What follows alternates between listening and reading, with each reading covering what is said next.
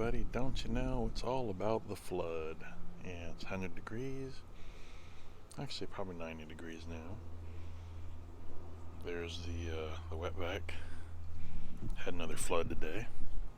Thought I took care of it by cleaning out all the plants, or bulk the plants, thinning them out. And that is not the case. I'm guessing it's the farther one down here, and I thought I was good to go, but apparently not. Can't really tell because I have all the strings, but you can see this big old piece of root. So I moved this bucket from here, which would have been one of the cherry tomatoes. I moved it here, but take a look at the roots. So obviously it comes out of the bucket, draped over the hose, and I just have it laying there, and I'd say it's a good 5 feet, give or take. I plan to, once we'll say either take this one out or one of these out, plan to set up the tripod and show you how big the root ball is in the bottom. But it's 3 floods this week, so that's right around 600 gallons of water. Pretty sad, especially here in California, but you know, stuff happens. Plan to keep the greenhouse up as long as I can keep these pepper plants, keep them going. If it becomes an issue, then maybe shut everything down. I have a few tomatoes left on these plants here, so I'm just giving them just enough water. Hopefully they will finish ripening.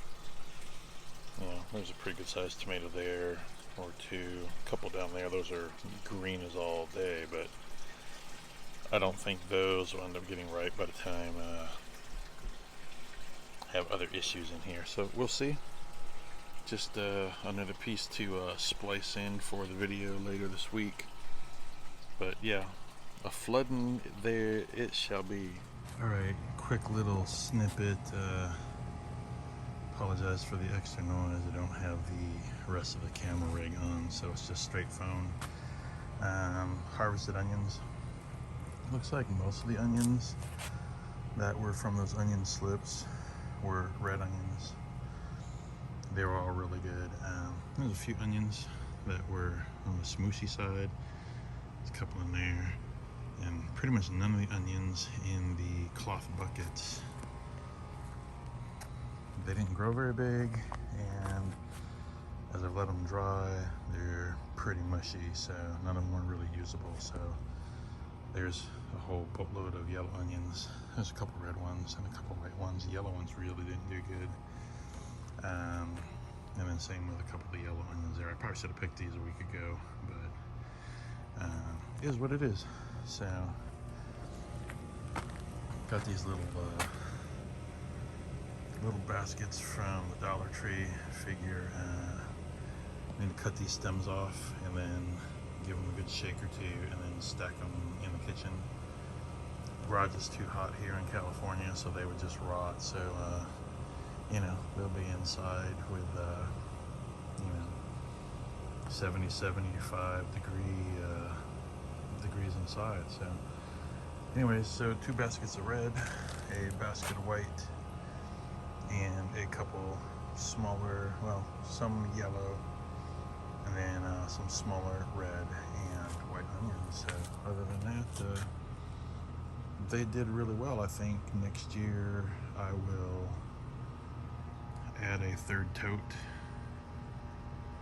and not grow any onions in the cloth buckets. Actually, I'm probably going to ditch a bunch of the cloth buckets next year. The warmer it's getting, the worse it seems to be. So that'll probably be the big change for next year, is get rid of all the cloth buckets. They just seem to be drying out faster. You know, they're good for some things, but nothing grew well this year, so we'll see what happens. Probably picking carrots this week.